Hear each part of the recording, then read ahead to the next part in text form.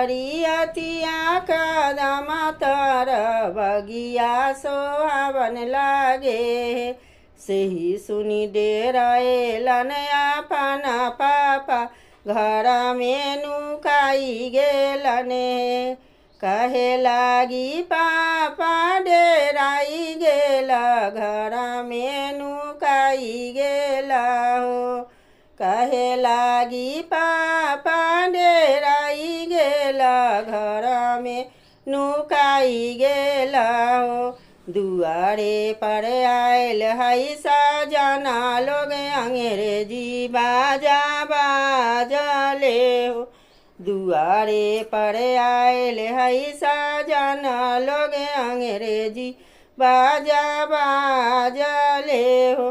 बाजे दही गे बेटी बाजे दही बाजावा सोहावन लागे। मोरो है दहे जावा के सोच समाधि देखी डर लागे। मोरो है दहे जावा के सोच सजना देखी डर लागे। अलै बरियतिया कदम तर बगिया सोहावन लागे। सेही सुनी डेराएलन आपन चाचा घर में नुकाई गेलने। सेही सुनी डेराएलन आपन भैया घर में नुकाई गेलने। कहे लागी चाचा डेराई गेला घर में नुकाई गेला हो। दुआरे पर आयल है सजना लोग अंग्रेजी बाजा बाजले।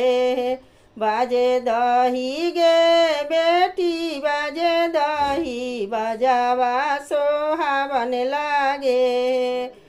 मोरो है दहे जावा के सोच समाधि देखी डर लागे। मोरो है दहे जावा के सोच समाधि देखी डर लागे।